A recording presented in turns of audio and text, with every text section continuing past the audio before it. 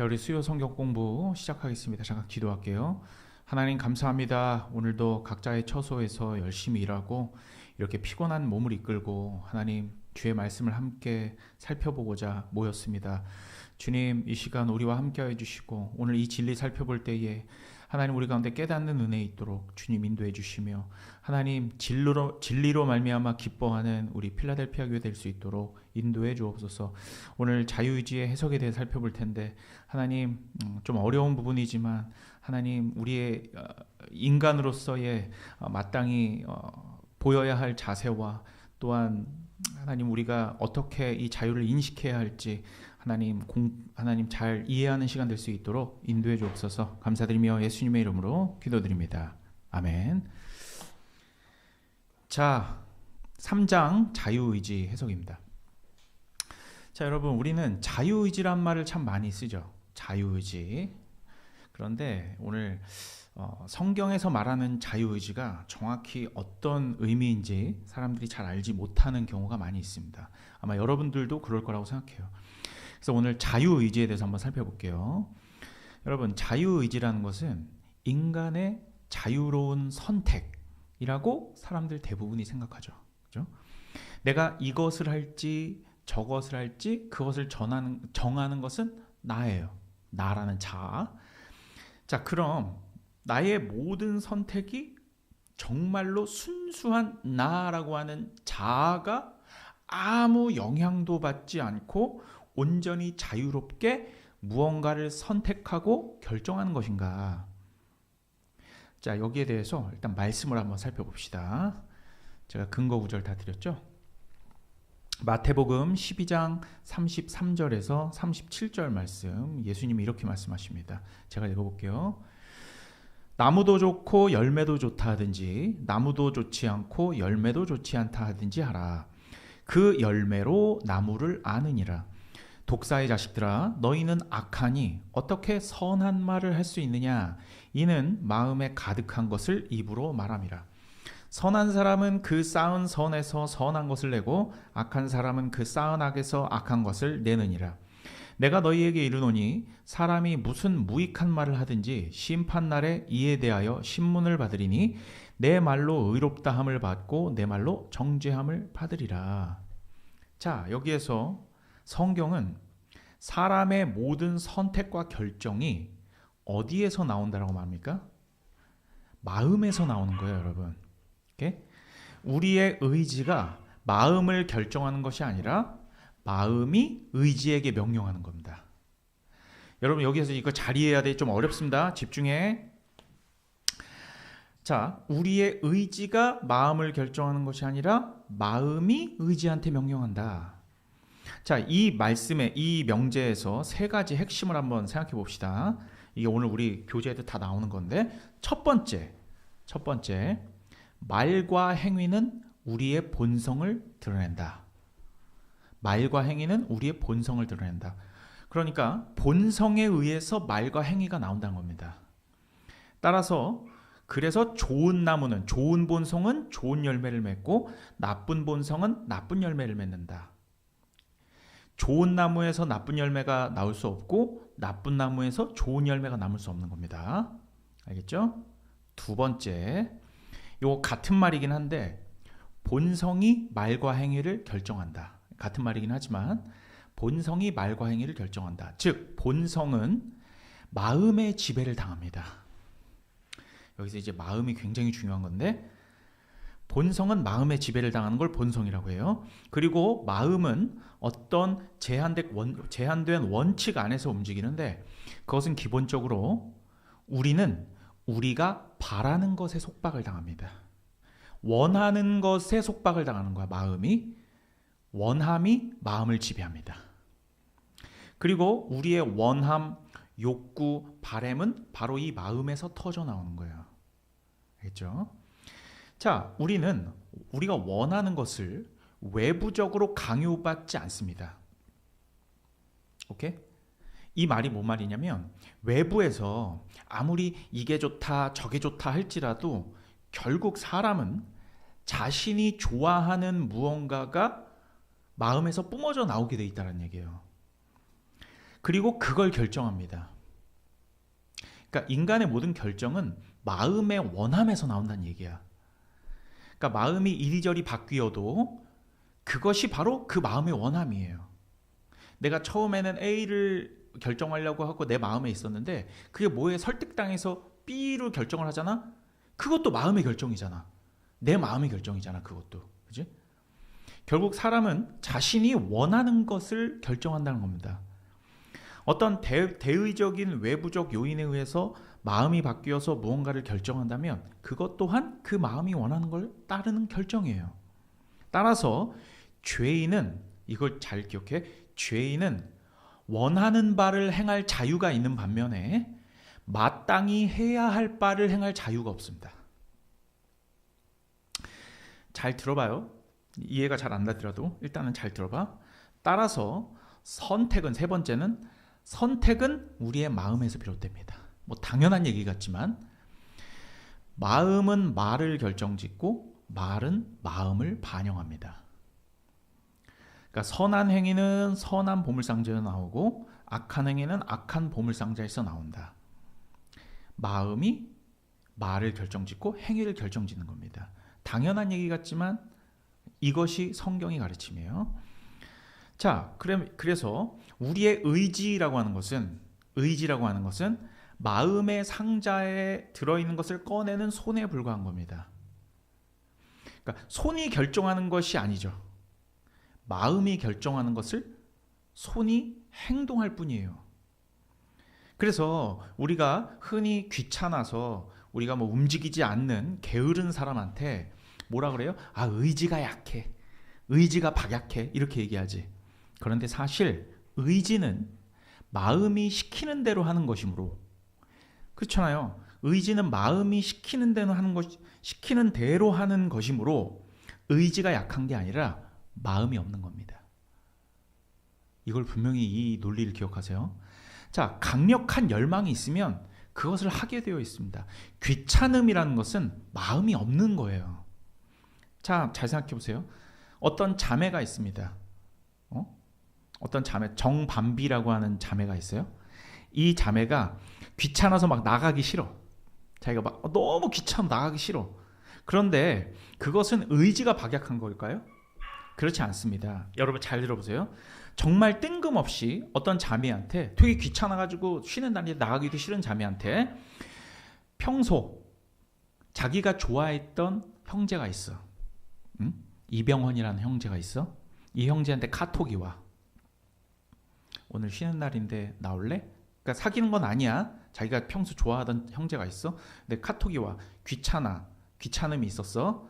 그런데 좋아하는 형제한테 카톡이 와. 어떨 것 같아요? 응? 어떤 형제한테 나올래? 카톡이 와. 그 마음의 욕구가, 그 자매 안에 있는 마음의 욕구가 명령합니다. 당장 씻어. 당장 화장해. 당장 나가. 그죠? 그 욕구가 처음에는 귀찮고 아무것도 하기 싫었던 그냥 집에서 있고 싶던 욕구가 그 카톡으로 말미암아 마음의 욕구가 용솟음칩니다. 그리고 바로 하고서 바로 화장실을 씻고 나갑니다.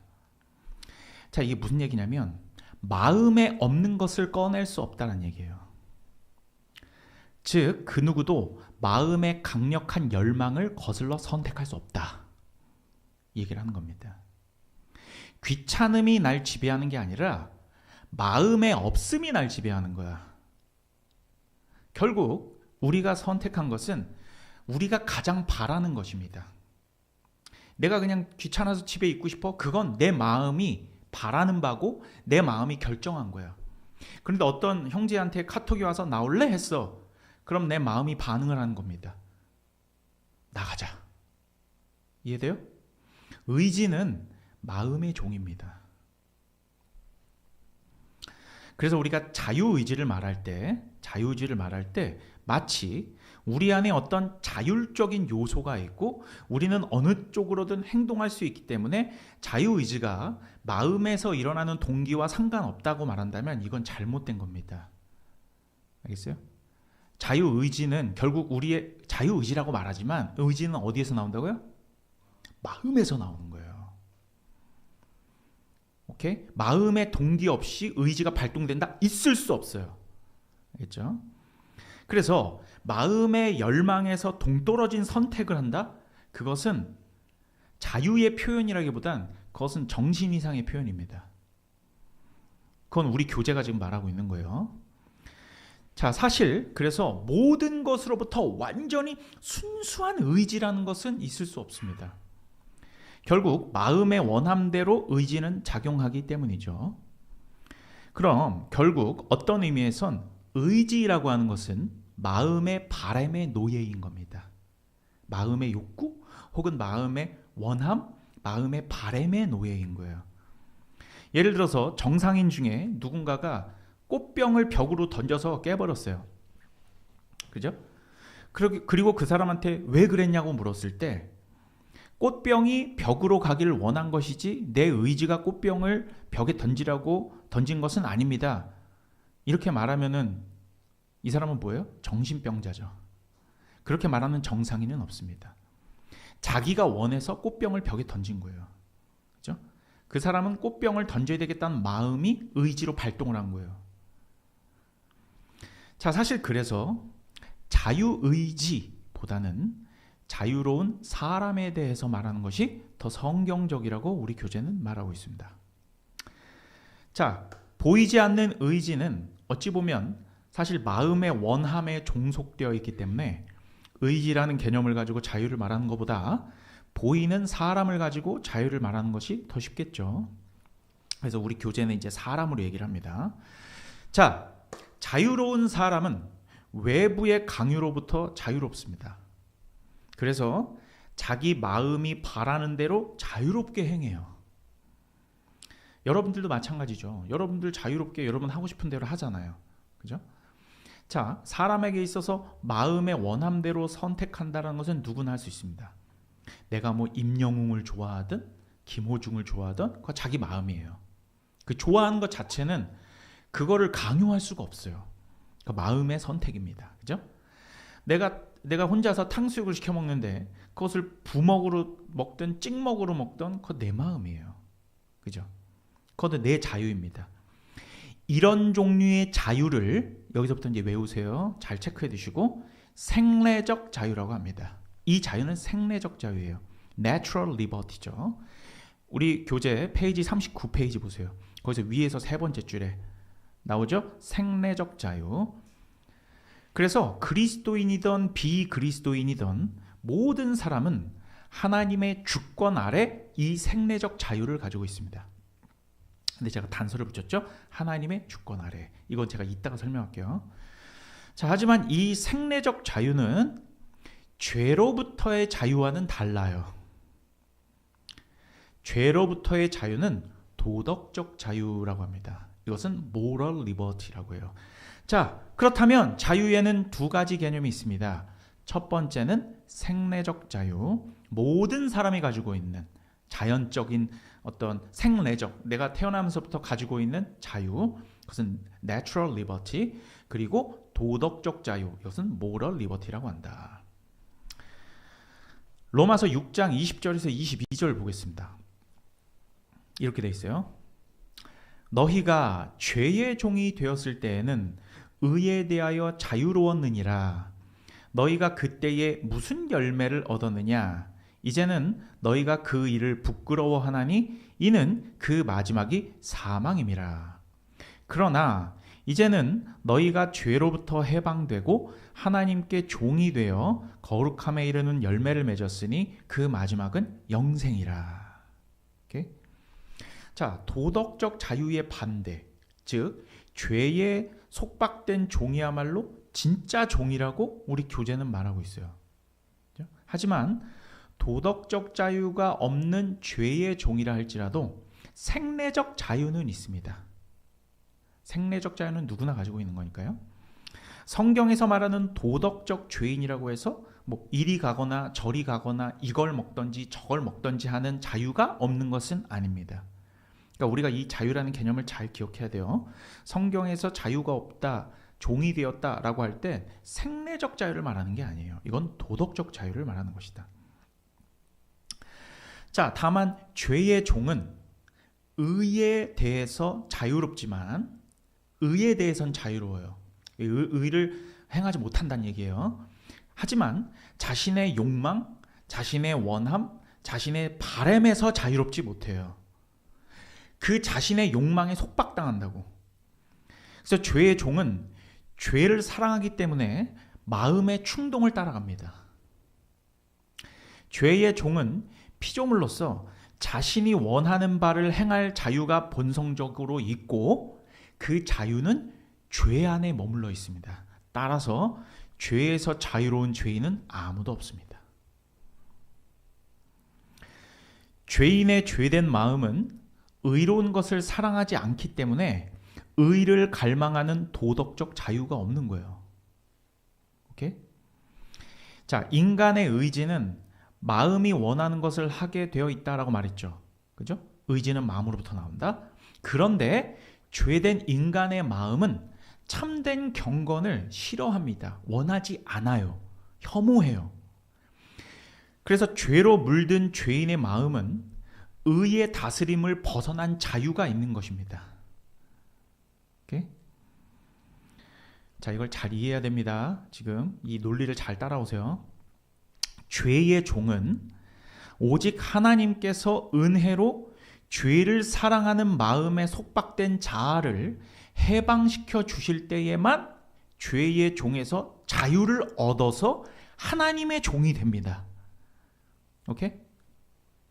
그 전까지는 모조리 죄의 종이에요. 하나님의 종으로 편입되기 전까지는 모조리 다 죄의 종이에요. 오케이? 하나님의 종이 되었을 때야 비로소 새로운 마음으로 자유롭게 예수 그리스도를 따르게 됩니다. 그래서 죄의 종에서 도덕적 자유를 얻었을 때 의를 행할 자유가 있게 되는 겁니다. 알겠죠? 자, 40페이지로 넘어갑시다. 40페이지 참된 자유의 기반 봅시다.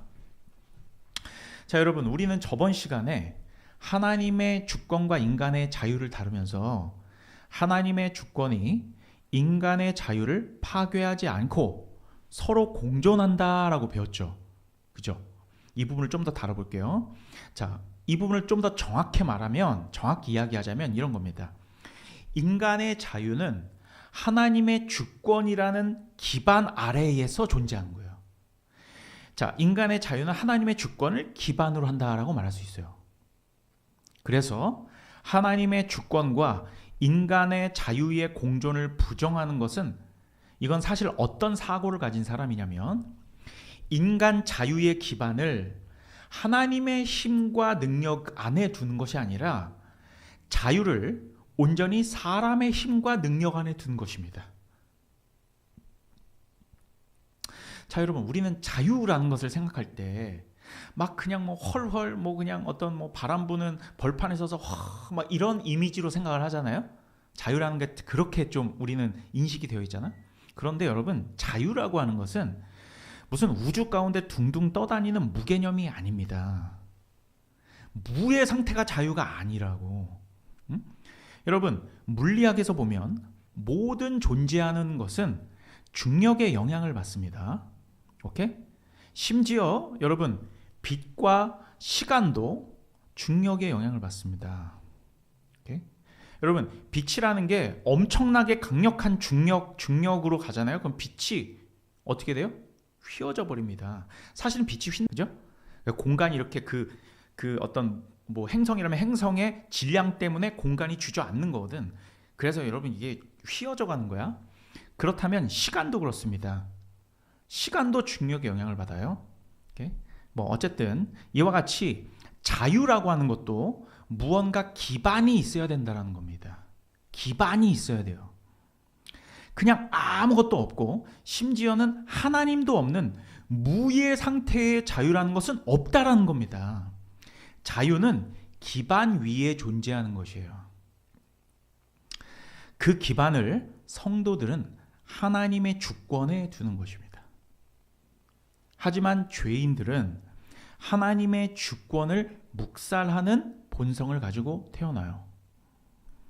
그래서 인간의 생리적 자유마저, 그죠? 인간에게는 이걸 선택하고 저걸 선택할 자유가 있다고 했고 그것은 생리적 자유라고 얘기했죠. 그런데 그런 생리적 자유까지 하나님께서 주관하신다라는 것에 심각한 모순을 느끼게 돼요. 하지만 성도들은 성경의 가르침, 즉 인간 이성에 필연적으로 반하지 않으면서, 그죠? 세상 사람들은 그것에 반한다고 얘기하지만, 모순이라고 얘기하지만, 성도들은 성경의 가르침을 따라가기 때문에 인간 이성에 필연적으로 반하지 않으면서 인간 이성을 뛰어넘는 무언가가 존재한다는 것을 믿는 사람들이에요.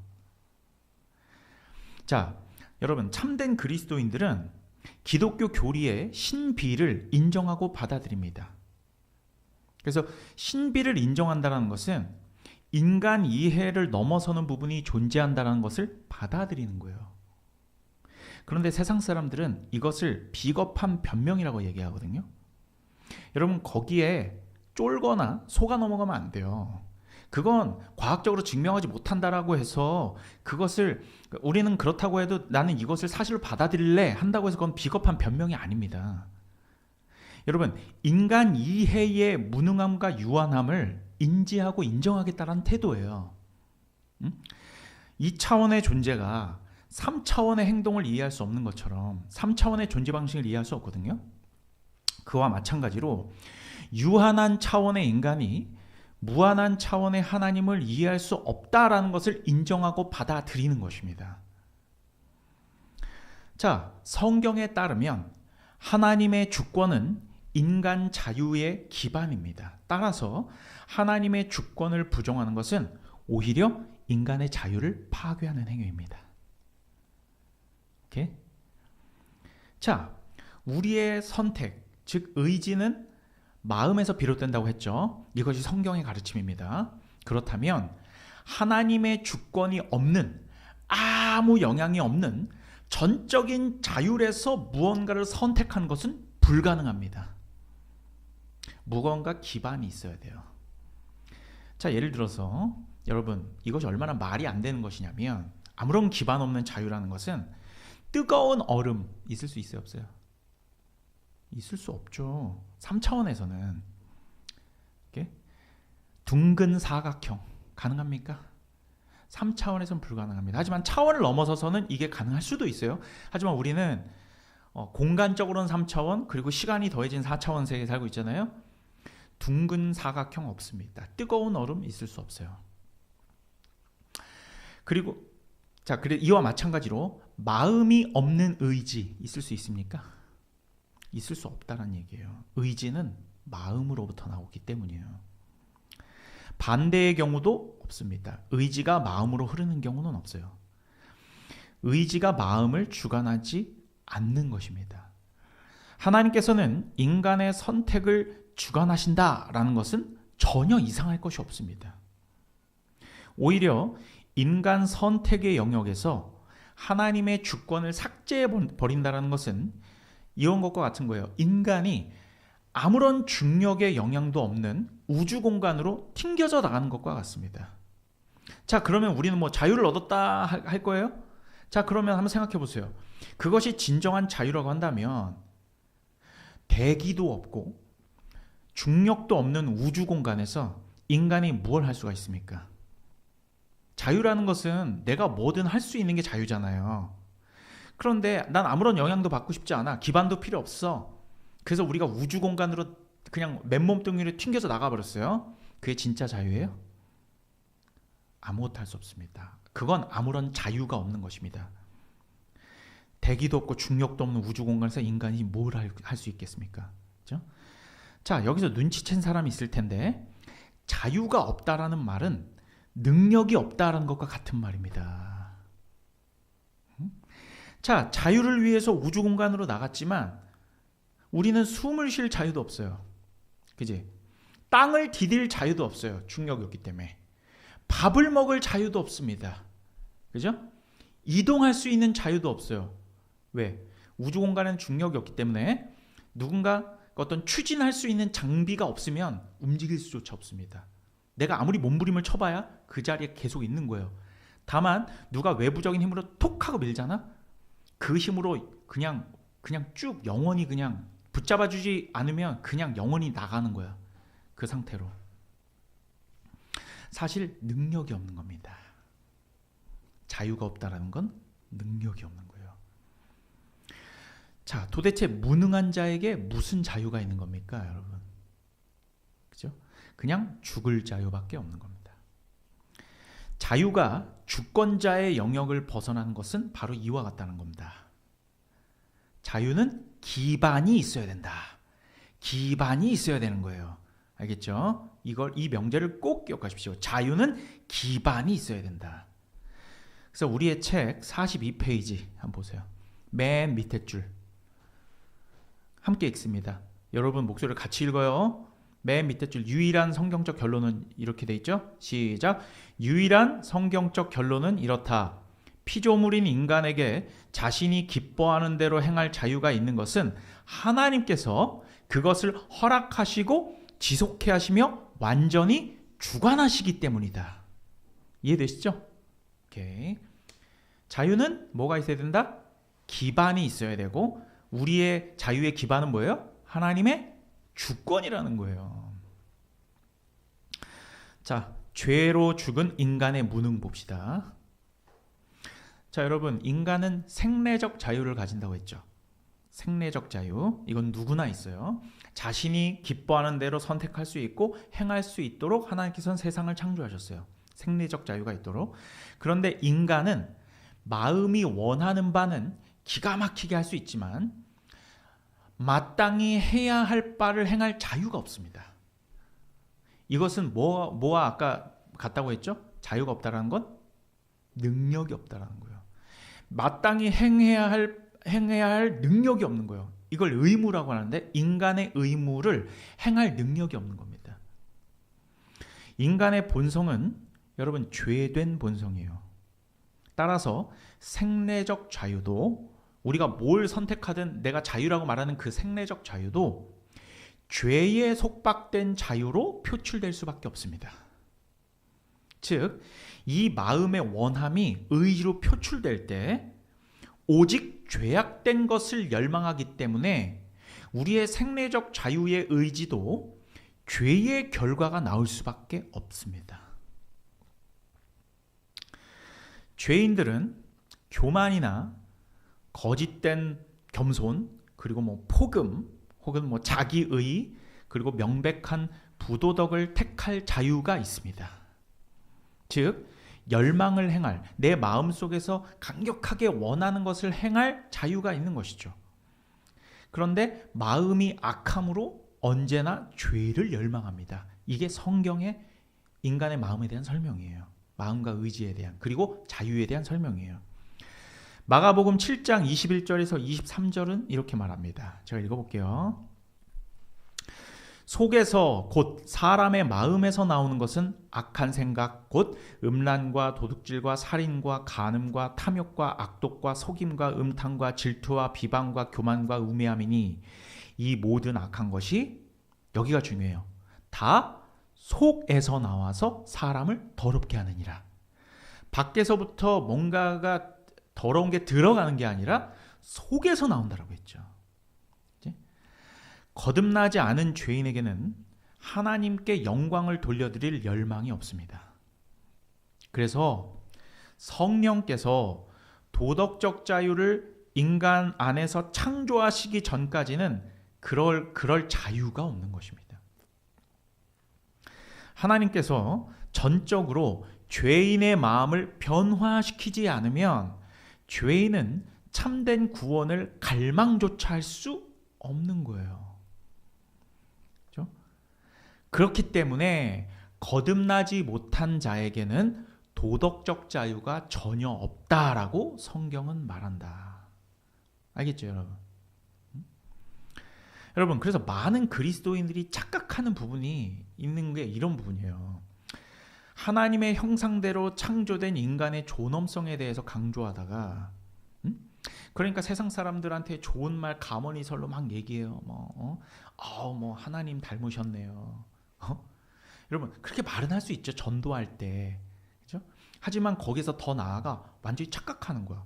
이 사람 안에 뭔가 하나님을 향해서 뭔가 어떤 하나님을 향한 도덕적 자유가 있어서 하나님께 영광을 돌릴 수 있는 그러한 사람으로 착각을 할 수 있다니까. 여러분, 그러니까 피조물로서의 인간을 말하다가 그럴 수 있죠. 처음 피조됐을 때의 인간을 말할 때에는 하나님의 온전한 형상이 있었기 때문에 그걸 말할 때는 인간의 존엄성을 말할 수 있어요. 그런데 에덴 동산 이후의 인간들에게, 에덴 동산 원죄 이후 인간들에게 도덕적 자유가 있는 것으로 잘못 인식할 때가 있다는 얘기입니다. 모든 인간들에겐 생내적 자유는 있지만 죄가 들어온 이상 그에게 도덕적 자유는 없는 겁니다. 근데 하나님께 영광을 돌릴 자유가 전혀 없는 죄인들이 마치 선행으로 혹은 착한 행위로 하나님을 기쁘시게 하거나 영광을 돌릴 수 있다라고 잘못된 기독교가 선정과 선동을 할 때가 있어요. 마치 인간에게 무슨 가능성이 있는 것처럼. 그게 왼쪽으로 많이 치우쳐진 기독교 단체에서 많이 한다니까, 그런 걸. 성령에 거듭나게 하시는 역사가 없는데 인간이 하나님 형상을 닮아서 인간이 마치 그런 도덕적 자유로서 하나님을 기쁘시게 할 수 있다라고 선정과 선동을 한다고. 그건 잘못된 겁니다. 성경은 전혀 그렇게 말하고 있지 않아요. 휴먼 디그니티라는 걸 말할 때는, 인간의 존엄성을 말할 때는 그 초점이 인간을 존엄하게 창조하신 하나님께 가 있어야 되는데 마치 진짜 죄된 인간이 존엄한 것처럼 말한다니까요. 성경은 분명히 말하기를 죄인도 생내적 자유는 있지만 도덕적 자유는 없다라고 분명히 말하고 있어요. 죄와 허물로 죽었다라고 말한다니까. 증명해 볼까요? 에베소서 2장 1절에서 3절은 이렇게 말합니다. 읽어볼게요. 그는 허물과 죄로 죽었던 너희를 살리셨도다. 그때 너희는 그 가운데서 행하여 이 세상 풍조를 따르고 공중의 권세 잡은 자를 따랐으니 곧 지금 불순종의 아들들 가운데서 역사하는 영이라. 전에는 우리도 다 그 가운데서 우리 육체의 욕심을 따라 지내며 육체와 마음에 원하는 것을 하여 다른 이들과 같이 본질상 진노의 자녀이더니. 분명히 얘기하죠. 허물과 죄로 죽었다. 어떤 가능성을 그냥 코마 상태에 있었다 혹은 좀 중상 상태에 있었다, 이게 아니고 죄와 허물로 죽었다라고. 선과 의의 가능성이 조금도 살아날 기색이 없는 마치 그 뼈다귀와 같은 상태였다. 에스겔 37장의 마른 뼈와 같은 상태였다라고 말하는 겁니다. 이건 죽은 겁니다, 그냥. 그런데 성령으로 거듭난다라는 것은 이렇게 완전히 죽어 있어서, 에스겔 37장에서 말하는 마른 뼈처럼 완전히 죽어 있어서 도덕적 자유가 전혀 없는 뼈다귀에 불과한 죄인들에게 하나님의 말씀하시자, 37장 보면 그렇게 나오죠. 에스겔 37장 보면 그 뼈에 생명이 들어가니까 생명력이 없던 것에 생명이 부어졌고, 그죠? 그가 살아나는 생기 있는 사람으로 다시 살아나죠. 그것을 구원이라고 하는 거예요. 여러분, 이 마른 뼈와 같은 상태를, 좀비도 사실은 마른 뼈의 상태거든. 죽어 있는 거예요. 생내적 자유는 있는 거지. 좀비를 한번 생각해 보세요. 살아있는 것처럼 보이지만 실상은 죽은 겁니다. 자, 좀비도 생내적 자유는 있죠. 뭐예요? 어떤 자극에 반응을 하지. 좀비가 뭐에 반응해요? 소리에 반응하잖아. 그래서 소리에 딱 반응해서 그 원하는 대로 다다다다 우르르 몰려가서 그냥 닥치는 대로 물어 뜯어 먹는 거야. 그게 좀비 아닙니까? 생내적 자유는 있죠. 하지만 도덕적 자유는 없는 겁니다. 즉, 악한 본성에서 나오는 자유를 가지기 때문에 굳이 도덕적 자유를 가지길 원하지 않는 거예요. 이게 거듭나지 못한 사람들의 상태라는 얘기야. 이게 성경이 말하는 인간의 상태예요. 비참한 상태. 로마서 8장 7절에서 8절 이렇게 말합니다. 육신의 생각은 하나님과 원수가 되나니 이는 하나님의 법에 굴복하지 아니할 뿐 아니라 할 수도 없음이라. 여기서 무능을 얘기하죠. 육신에 있는 자들은 하나님을 기쁘시게 할 수 없느니라. 무능한 겁니다, 이건. 자유가 없는 것은 무능한 거예요. 육에 속해 있는 이러한 비참한 상태에 대한 책임은 그러므로 누구에게 있어요? 인간에게 있는 겁니다. 왜? 인간은 자신이 원하는 바를 행한다니까? 그 누구도 억압하지 않아요. 그러니까 표현으로서는 죄에 억압된 상태라고 얘기하지만 그것은 인간의 마음이 원함이야. 그것대로 의지가 발현되는 거예요. 오케이? 자, 원래 인간은요. 에덴 동산에서의 인간은 오케이? 선악과 전의 인간은 원래 영에 속할 능력이 있었습니다. 그런데 그 능력을 버린 것은 인간이에요. 따라서 무능 상태에 있는 겁니다. 이러한 원수된 하나님과 원수된 상태에서 우리의 무능이 발현되는 겁니다. 어렵지만 잘 이해되잖아요. 성경 말씀 하나씩 짚어보니까. 자, 로마서 3장 10절에서 12절 이렇게 얘기합니다. 기록된 바 의인은 없나니 하나도 없으며 깨닫는 자도 없고 하나님을 찾는 자도 없고 다 치우쳐 함께 무익하게 되고 선한을 행하는 자는 없나니 하나도 없도다. 이것을 우리가 예전에 읽을 때는 착한 일을 행하는 놈이 하나도 없다 이렇게 생각할 수 있지만 사실은 여러분 하나님을 찾는 자가 하나도 없었던 거예요. 이 논리에 따르면요. 진정으로 하나님을 한 번이라도 찾아본 적이 있는 사람 중에 거듭나지 않은 사람은 없습니다. 정말 하나도 없습니다. 즉 여러분이 정말 진심으로 하나님을 찾고 찾으면 하나님은 만나주신다고 성경 곳곳에서 얘기하고 있어요. 하나님이 보이지 않으니까 내 눈에 안 보이니까 하나님은 없다? 하나님이 나타나면 내가 믿겠다? No! 하나님을 찾지 않기 때문입니다. 여러분 예레미야서 29장 13절 보세요. 이렇게 나와 있습니다. 너희가 온 마음으로 나를 구하면 나를 찾을 것이요 나를 만나리라. 하나님이 약속하신 거 아니에요. 그래서 진심으로 전심으로 하나님을 찾고 찾으면 하나님을 못 만날 수가 없어요. 이게 성경의 증언입니다. 아무도 하나님을 찾지 않기 때문에 못 만나는 겁니다. 이건 개념이 아니라 실제예요. 자, 그래서 하나님을 사랑하는 일은 자유가 있어야 가능한 겁니다. 하나님을 사랑할 자유가 없기 때문에 하나님을 사랑할 수 없는 거예요. 즉 하나님을 사랑할 능력이 없기 때문에 하나님을 사랑할 수 없는 거죠. 왜? 우리는 누구의 종이기 때문에? 죄의 종이었기 때문에. 그래서 죄의 종은 누구만 사랑할 수 있어요? 죄만 사랑할 수 있는 거예요. 죄에 속박된 죄의 종이기 때문에 하나님을 사랑할 수 없는 겁니다. 하나님을 사랑할 자유가 없는 거예요. 사실은 그럴 능력이 없는 거죠. 하나님을 사랑할 능력이 없는 겁니다. 그렇죠? 고린도전서 2장 14절은 이렇게 말합니다. 육에 속한 사람은 하나님의 성령의 일들을 받지 아니하나니 이는 그것들이 그에게는 어리석게 보임이요 또 그는 그것을 알 수도 없나니 이러한 일은 영적으로 분별되기 때문이라.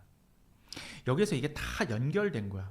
그에게는 어리석어 보인대. 하나님의 성령의 일, 하나님을 사랑하는 일이 그에게는 어리석어 보여요. 왜? 그걸 볼 능력이 없는 거예요. 여러분, 사람은 복음으로만 구원받습니다. 오직 복음으로만 구원받아요. 하지만 육에 속한 사람은 복음을 이해하지 못합니다. 왜? 그럴 능력이 없는 거예요. 무능하기 때문입니다.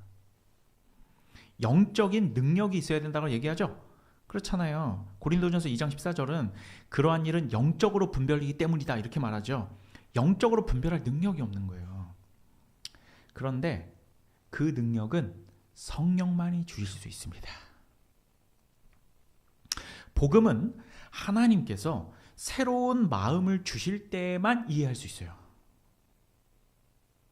그래서 우리가 세상 사람들한테 복음을 전해야 됩니다. 그런데 그 복음을 이해하고 받아들일 수 있는 능력은 하나님이 주시는 거예요. 내가 그를 설득시키는 게 아니에요. 오케이? 복음은 받아들일 수 있는 능력이 있는 사람만 받아들입니다. 그리고 그것을 주시는 건 성령이에요. 그래서 전도는 성령의 역사고 하나님이 하시는 일이다라고 말하는 거예요. 이해되죠? 요한복음 6장 44절 이렇게 말합니다. 나를 보내신 아버지께서 이끌지 아니하시면 아무도 내게 올 수 없으니 오는 그를 내가 마지막 날에 다시 살리리라. 그죠? 아버지께서, 예수님조차 아버지께서 이끌으셔야, 그러니까 하나님께서 보내주시는 자가 내게 올 수 있다는 겁니다. 정리하겠습니다. 거듭나지 못한 사람은 하나님을 향한 열망을 가질 수 없기 때문에 하나님께 나올 수 없습니다. 이들의 무능은 스스로 자초한 것이지 외부적인 억압이 아니에요. 스스로 버린 겁니다. 이 능력을 에덴 동산에서. 착각하면 안 돼요. 인간들 마음의 완악함 때문입니다. 하나님께 나오고 싶지 않기 때문에 나오지 않는 것이지 외부적으로 막는 것은 없습니다. 그들에게는 도덕적 자유는 전혀 없고 생내적 자유만 있습니다. 그리고 이 생내적 자유마저도 죄의 영향 아래 있으므로 결국 죄의 열매를 맺게 되어 있습니다. 이것이 인간이 처한 비참한 상태. 사실은 자유의지를 얘기하려고 했는데 결국은 인간의 비참한 상태로 치부하게 되는 거죠. 엄밀한 의미에서 인간에게 자유의지가 있지만 또 한편으로는 자유의지가 없는 겁니다. 이 말이 이해되죠? 즉 생내적 자유는 있으나 도덕적 자유가 없다. 이것이 사실인 것입니다. 자, 그래서 이제서야 세상 사람들이 죄의 억압에 사로잡혀 있다라는 말이 이해가 됩니다. 왜냐하면 겉으로 보면 그들은 자신들이 원하는 대로 잘 살아가는 것처럼 보여요. 그죠? 자유롭습니다. 그들은 원하는 대로 다 하고 살아요. 자신이 원하는 대로 결정하고 즐거워하고 기뻐합니다. 즉 그들은 자기의 마음의 원함, 즉 육신의 소욕대로 생내적 자유를 가지고 살아가는 거예요. 그죠? 이들의 자유의지는 결국 마음이 시키는 대로 하는 것일 뿐입니다. 마음의 원함대로 하는 거예요. 마음이 내키지 않는 것은 결코 하지 않습니다. 그죠? 사람들이 그리스도를 받아들이지 않는 것은 그들이 원하지 않기 때문입니다. 그들의 마음이 원하지 않기 때문이에요. 그 누구도 그것을 외부적으로 억압하지 않아요. 받아들이지 말라고 하지 않습니다. 어떤 핑계도 될 수 없는 것이죠. 이것은 철저한 영적 무능 때문입니다. 죄인들은 죄를 사랑하기 때문에 하나님을 택할 수 없는 거예요. 자, 근데 여기에서 이제 반전이 일어납니다. 하지만 그럼에도 불구하고 인간들은 무능하기 때문에 하나님을 택하거나 하나님께 나아갈 수 없는데 하나님은 죄인들을 택하십니다. 이게 놀라운 기독교의 기적이에요. 인간은 무능함으로 하나님을 택할 수 없고 하나님께 영광도 돌릴 수 없고 복음을 이해할 수도 없는데 하나님은 죄인들을 택하세요. 심지어 하나님께서는 죄인들을 사랑하신다라고까지 말해요. 진짜 기독교의 신비는 바로 이런 것이죠. 거룩하신 하나님께서 도덕적 자유를 버려버린 인간을 위해 자신의 독생자를 죽이면서까지 이 죄인을 사랑하신 것입니다. 하나님께서는 죄에 정복당한 인간들을 사랑으로 정복하시는 거예요. 그리고 성경은 죄인에 불과했던 우리가 구원받은 것은 세상의 기초가 놓이기 전부터 반역자와 배은망덕한 죄인 된 우리들을 택하시고 구원하시기로 스스로 결정하신 하나님의 사랑 때문에 구원받을 수 있었다라고 얘기하고 있어요. 그리고 그 사랑에 근거를 둔다라고 성경은 말해요. 그렇죠? 자, 결론, 인간은 죄 지을 자유만 있습니다. 의를 행할 자유는 없어요. 의를 행할 자유를 얻으려면 어떻게 해야 됩니까? 하나님이 해주셔야 되는데 인간이 어떻게 해야 돼요? 다시 태어나야 됩니다. 그걸 성경은 거듭남이라고 얘기해요. 거듭나야 됩니다. 성령께서 도덕적 자유를 선사하신다는 것은 구원과 똑같은 말이고 거듭남과 똑같은 말이죠. 그렇죠? 이해되십니까? 여기까지가 자유의지에 대한 해석의 설명이었습니다. 자, 연구 질문 갈게요. 연구 질문. 자, 연구 질문 1번 한번 볼게요. 하나님의 피조물이 소유할 수 있는 두 가지 자유는 무엇인가? 뭐였어요? 첫 번째, 생내적 자유. 두 번째, 도덕적 자유. 자, 이 둘에 있어서 생내적 자유는 모든 인간이 가지지만 도덕적 자유는 죄종은 가지지 못합니다. 거듭난 자만 가질 수 있어요. 그렇죠? 그것이 바로 도덕적 자유다. 2번 봅시다. 2번. 자유의지를 옹호하는 사람들은 자유의지라는 양초의 불을 어떻게 꺼트리는가? 자, 이것은 이 책의 방법대로 제가 이제 설명은 하지 않았지만 아까 제가 이렇게 설명한 거죠. 인간의 자유의지에는 하나님의 주권이라는 기반이 있어야 된다라고 말했죠. 그 기반이 사라지면 인간의 자유라는 것은 우주에 벌거벗긴 채로 버려진 그런 상태에 불과하다는 거예요. 그치? 근데 이걸 이 책대로 표현하자면 이 책은 이렇게 표현했거든요.